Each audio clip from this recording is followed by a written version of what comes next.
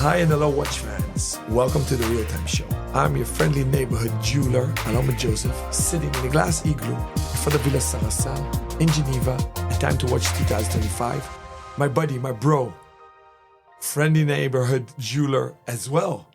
The king of North America, Jonathan Sydel of the family-owned, family-run Sydel & Sydel from Chicago, USA, just passed by. I pulled him into the igloo. I want to do a bit of retail reviews of the fair. What's up, brother? My guy, thanks for having me. It's nice and toasty in here. Get to the nitty gritty real quick. All right. No AC for the Americans. They're not used to anything. No Coke, no ice. He doesn't want water. What about whiskey? Hey, you brought the right stuff. It's Swiss. I'm kind of a tequila man myself, but you can't find that in Switzerland anywhere. So Jonathan, we hung out. We actually didn't talk business. We didn't talk watches as watch collectors. We were just jamming and goofing around. So you hit the ground running. This is probably day 3 for you, if I counted correctly. Yeah, right off the flight, right to Pale Expo, right to the fun. Whoa. Let me start with this. Do an elevator pitch about your business. What do you guys do in Chicago? We are differentiated in the luxury jewelry watch realm by focusing on who we are. And that is independent, a family owned and operated, coming up on 50 years in 2028. Myself and my sister run our business. And my focus is the watch realm. My sister Jennifer's focus is our jewelry. She makes all of our product in-house, locally in Chicago. And having control was our, biggest attribute that we saw from the generation prior. I really differentiated our watch brand selection by following what it was that I was passionate about, and that was handmade and unique and independently run manufacturers from all price points, from making something accessible to making something, grail attainable. And I've partnered with a lot of great individuals, manufacturers, and it's a relentless pursuit. It's something I love doing. This is a busy week and a fun week to get involved, and I'm proud to be on Real Time, baby. Thank you for coming on. What have you seen that stood out for you this year? I was here really to see the pulse on the watch world. I think there's a lot going on. Certainly where we're located here with some of these, kind of up-and-comers. I don't know if I can say there was one standout as there was a couple. Grubel's new pieces or tweaks on pieces were really the mark of my, eyes.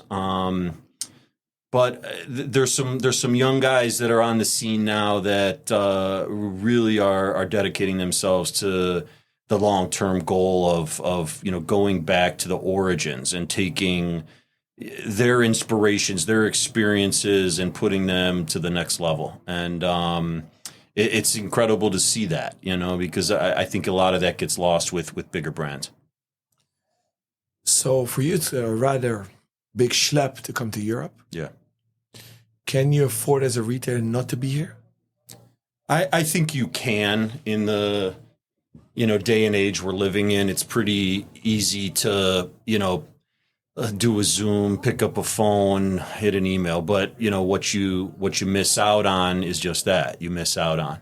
And there's certainly a liveliness, a chatter that is here when you're here. And if you can't, see it, you can't identify it. And it's important.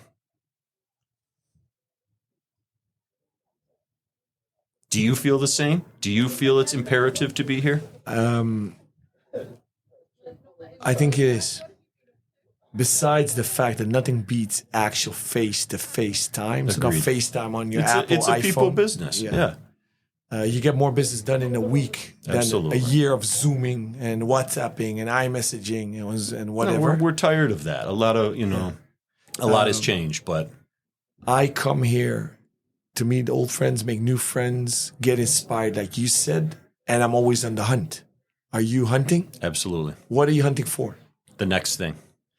And what is the next thing? Because you guys are not snooty jewelers. You do Nomos up to Grobel. I like to take a risk. I like stuff that isn't strongly represented, that deserves to be, broader in its reach.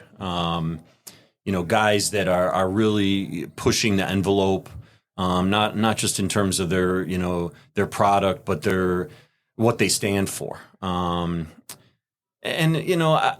can't say it's one thing or the other. That it finds you. You see it, and you got to reach for it, and you got to go after it. But you can't take a shot if you're not able to identify that. Did you pick up new brands already? I did. Which ones? I added Sartori Billard. Congrats. He's a great guy. Awesome. His product is incredible. I got a couple other things in the works. Conversations will continue. As I think a lot of this business it's a little bit of a patience game with, certain elements. And sometimes that's just the brands. This realm of watch is not a high volume, high distribution, methodology. It needs patience. You have to be patient, and you have to build the relationships in order to, to develop them. Did your sister come along? This year, no. Because the jewelry is not here. So someone's got to run the fort. And do you miss Basel World? Yes and no. I miss Shea Donati, and I miss the Grappa. Yeah. But I think Geneva has a lot to offer. I got to go up to La Reserve this morning with Grubel, which is a very pioneering approach to this game, as they did with Beau Rivage in the early days. Now Beau Rivage is a summit for, brands trying to have exposure outside of Pale Expo, outside of Time to Watches, and, same for Time to Watches. I think the positioning of this was crucial in its success. I did not attend Time to Watches last year because of its location, and this made it easy for me, and certainly got to, meet some new brands that way, people that way, pretty straightforward. You just, you made my life easy as an interviewer. I wanted to ask you, did it help you as a buyer that Time to Watch moved bang next door to Pal Expo? 100%. I like the disruptors. I don't know what pushback they got from, the neighbors, but it was incredible. This is a cool little, building. The vibe was good. It was busy. I think there was lots of business being done. And yes, absolutely. Would you have visited Geneva if it was just Pal Expo and nothing else outside? I think I'm as a positioned retailer as I am a little more limited at Pale Expo, just with the brands, the product that is there. I mean, I have a couple of brands that represent Grand Seiko, Nomos, Oris, and Gronefeld. And Gronefeld has kind of remained in this. Carré d'Horloger very nicely.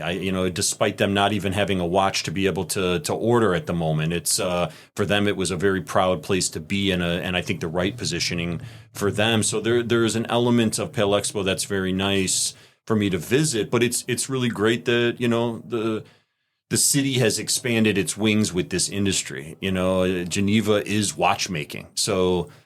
To see different elements of it used and not just Time to Watches. There's plenty outside of it. I got to, meet in a kind of Airbnb this morning with a gentleman who didn't